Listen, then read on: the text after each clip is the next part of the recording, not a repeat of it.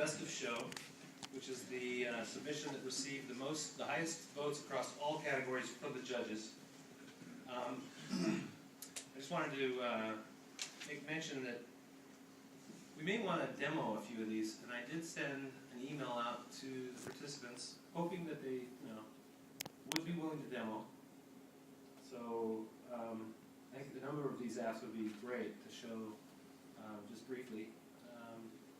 But before that, announcing Best of Show is Amber Casey. Woo!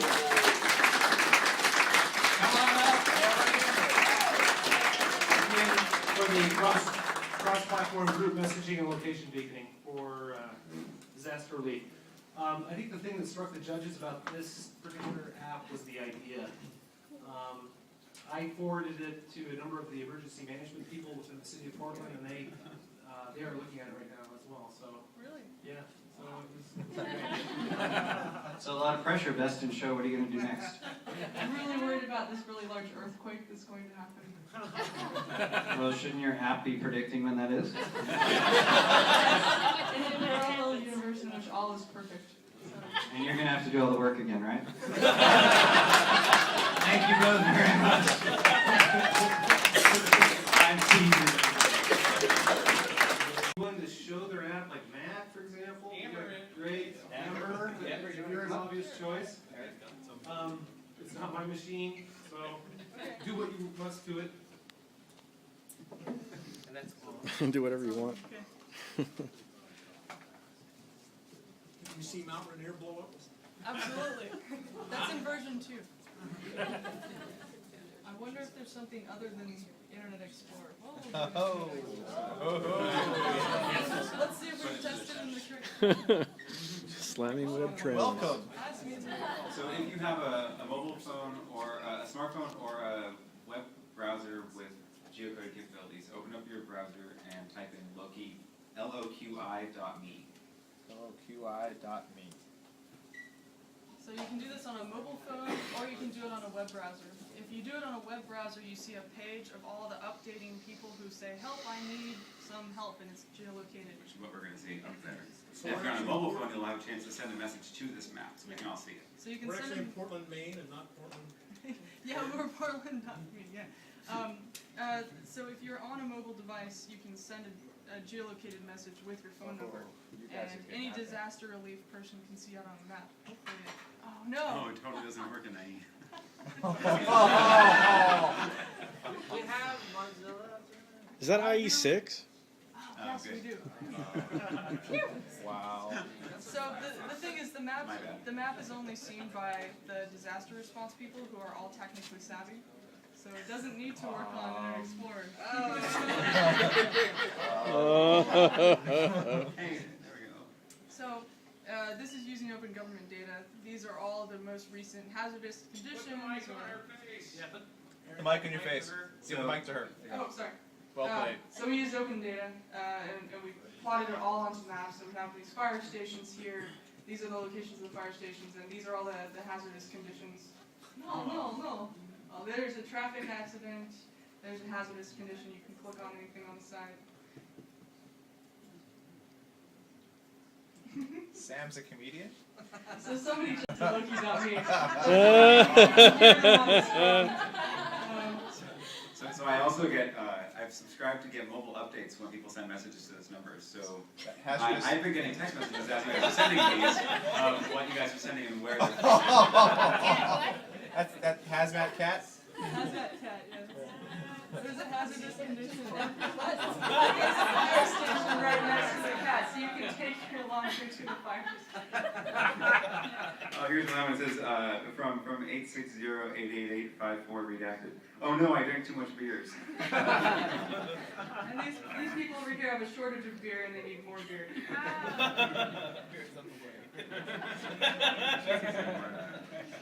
Yeah, this could get X-rated pretty soon. Oh, there you go. There you go.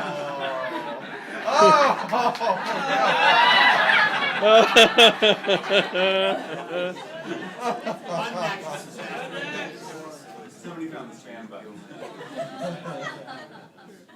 It's working. So in the case of an actual disaster, I could be there and I could dispense out to everybody and say, oh, this person located at this place needs beer, and then the beer mobile could come out and save them. Or bottled water, for instance. Or bottles, and there's obviously something happening right around here.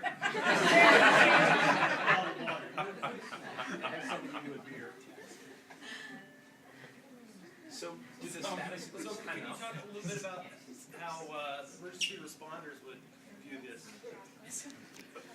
So this would be the map that the emergency response would see, and if they sent out a message to the number that you can see at the top of the screen, it would go to everybody on the network. So if you want to get onto this network of emergency responders, you just text JOIN to 202-618-0872, and then it subscribes you automatically to the network. And then any message sent out to that number on that list goes to you. So you can say, okay, help, there's somebody here, can anybody get to them? And the other person can say, yes, I can get to them now, on my way. And the person can say, okay, that's great. And everybody sees it at the same time, because sometimes in emergencies, text messages take a lot less bandwidth than trying to talk to everybody on the phone.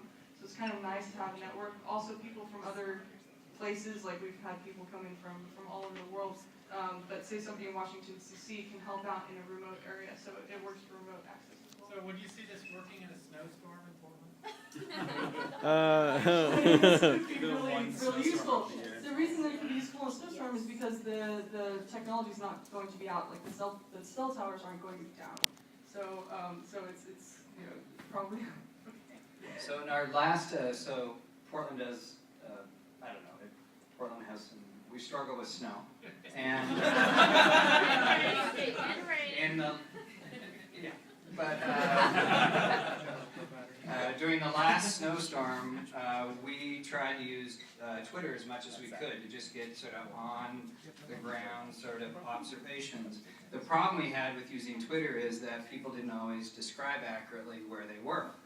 And so this, what I really like about this is it helps us to ground truth their perception of where they're at, among other things. So it doesn't, for this to be useful to folks like us that are responsible for city services, its utility is not just in a catastrophic disaster, but in major disruptions in a city. So it's very sharp. Thank you.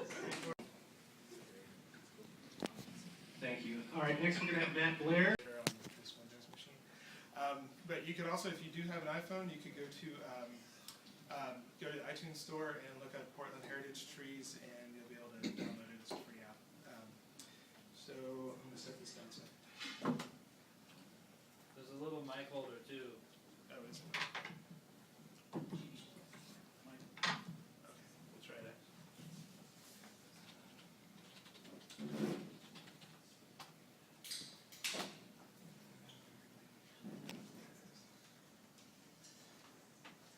Okay, so up on the screen what I'll do is I'll just play the Vimeo video, and this is just a demo of the app running on an iPod Touch 2nd generation, I think.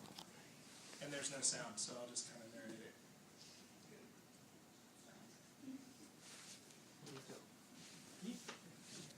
So a couple things I'll mention. When I first did the app to get the data, I hate dealing with shape files. And so I actually looked at the CivicApps stuff, I think in May or June, and I saw shape files everywhere, and I sort of went, and I didn't think about it for a while. And then Max did his PDX API thing, and I was like, oh, okay, I can deal with this. So the original version of this actually just pulled all of these tree markers directly from PDX API, which was fantastic, and it worked really well on my computer. It worked really well on Wi-Fi. And then as soon as I started wandering around Washington Park, it was sort of like really, really slow, and that's because of the cellular network. So I extracted all the data from PDX API and loaded it all onto the phone, so that all the searching to put things on the map is happening within the phone itself, and that sped it up a lot. And also, the side effect of that was it actually works offline. It can work without Wi-Fi or cellular connections at all. You can do searching, and you can pull up details for a particular tree without any internet connection at all. How big is that data set? It's 281 trees, so it's really small. This is the sort of detail view. I'll pause it again. So it's a relatively small data set, but the performance was just amazingly bad. Sometimes it would take 7-8 seconds to pull 20 kilobytes across AT&T's network. So It's pretty good for AT&T. and the picture management is even more difficult because it's actually pulling the pictures, since that's a dynamic data set. It is pulling those over the cellular network, and that's something I'd like to optimize in the future. The feature that just flew by, the flagging of photos, that might be needed for some of the submissions we had on the earlier demo. But the idea of flagging all the photos as they come in, they're all moderated, but I also wanted to have some system in there to flag it so that it could be somewhat kid-friendly. This is pulling data from Wikipedia for each tree based on the scientific name. There's a woman named Phyllis Reynolds who wrote a book with Elizabeth Diamond, I think is her name. It came out in 1993, The Trees of Greater Portland. And she was behind a lot of the heritage trees, establishing the Heritage Trees program. And they have a lot of great information in that book, and if you go to portlandonline.com, there's a bunch of great photos and all kinds of PDF files and so forth. But it's all copyright, all rights reserved, so none of that stuff is in here. I've sort of sent some messages out to try and connect with her. My hope is that we could get some locally relevant information in here to replace the Wikipedia stuff. A lot of the Wikipedia stuff, it has maps of the East Coast and says this is where these trees are native, and I know a lot of them aren't. It'd be great to have an indicator on the tree screens which are native and which are not as well, so hoping to do that in the future. And the other thing that I'll mention is Rick mentioned the urban forest map project. This is the sharing of the trees. Right now it's email only, but I'd also, so you could send a message to somebody, say, hey, there's a great tree here. Urban forest map down in San Francisco also has a project to share tree data, and theirs is more oriented around data collection. And I've been in contact with them, and they actually want to have an iPhone app, and they have a pretty well-developed back end. I have a very simple back end, but I have an iPhone app, so we're going to try and figure out if there's some way to collaborate so that we get their back end or they get an iPhone app or something like that. So we're going to see how that goes. And this is just the process for submitting a tree. All the images are under Creative Commons license. My hope is that this data can be used and integrated into other apps and other websites. There's a web API similar to what Max built that allows other websites to query this data in real time. And so that's pretty much it. Great, thank you. Thanks, Matt. Great job.